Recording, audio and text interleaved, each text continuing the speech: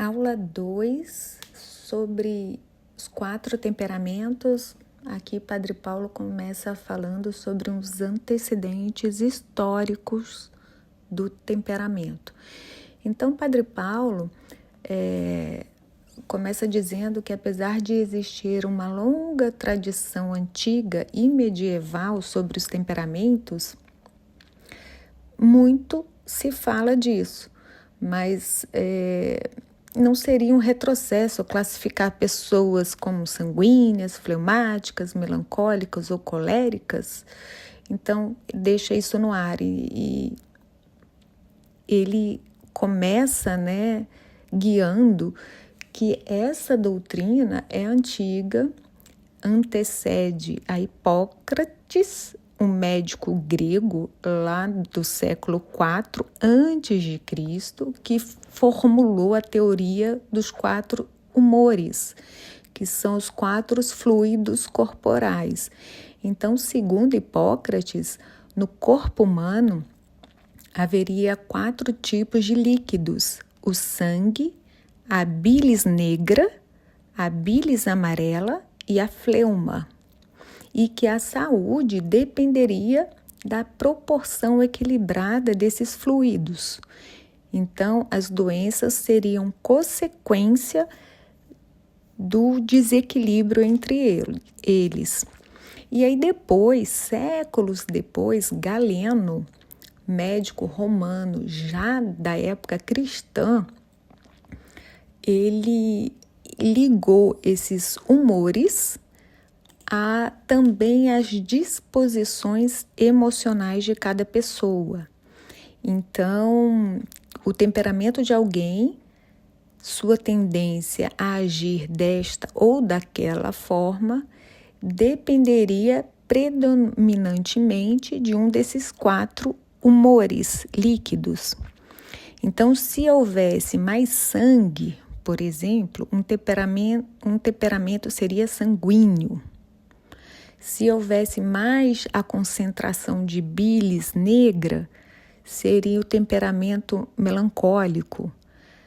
Se tivesse, mais, vamos supor, um temperamento, seria a tendência predominante daquele líquido. Então, é evidente que essa concepção se baseia em conhecimentos médicos rudimentares sem o apoio da medicina atual. Mas isso não significa que a teoria clássica dos temperamentos tenha perdido completamente o sentido. É verdade, sim, que a explicação teórica de Galeno já não tem mais lugar na ciência atual, mas disso não se segue que seja falso o que Galeno constatou naquela tradição medieval, Então, a gente hoje poderia perguntar, não seria melhor abandonar de vez essa ideia de temperamento, já que ele nasce de uma medicina ultrapassada e métodos antigos? Então, a resposta é que, embora a explicação dos 4 humores seja inadequada, a observação que a motivou é válida. Então, a história da ciência é uma sequência de teorias diferentes tentando explicar o mesmo fenômeno observável. Exemplo, quando a queda dos corpos, sobre a gravidade. Então, isso perpetuou há várias gerações, até que Newton colocou em xeque-mate essa lei da gravidade. Então, o que a gente pode tirar disso?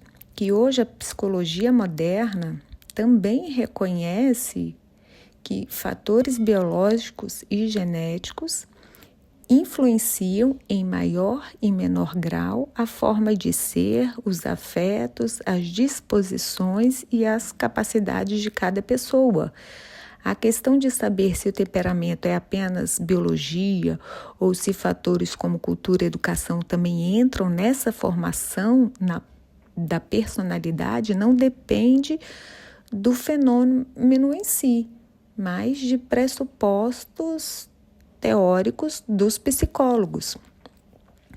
Então, por exemplo, no século XX surgiram 2 grandes escolas de psicologia experimental que se dedicaram a esse tema, né?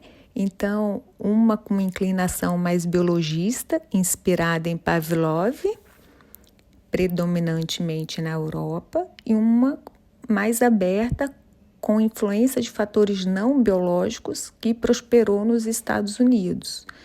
Então, seja como for, o fato permanece. Todos temos tendências herdadas, inscritas na nossa biologia, mas isso não significa que somos reféns delas. Também é evidente que podemos usar essas tendências para melhorar o nosso caráter e o que mais importa aqui nesse curso, crescer espiritualmente. Então, é conveniente, portanto, conhecer a natureza, conhecer as nossas propriedades e possibilidades para a gente melhorar e crescer espiritualmente. Então, é preciso repetir. Ninguém está condenado a ser santo, quer dizer, ao contrário, né? Padre Paulo Ricardo fala assim, ninguém está condenado a não ser santo por conta do seu temperamento, muito pelo contrário. Seria ingenuidade pensar que alguém poderá alcançar a santidade sem conhecer minimamente o próprio temperamento, respeitando sua dinâmica específica e corrigindo suas limitações. É verdade que não somos iguais e é por isso que precisamos conhecer o que temos de peculiar, seja para usar bem ou seja para corrigir com sabedoria. Então, vamos fazer essa reflexão para a gente ir para a próxima aula.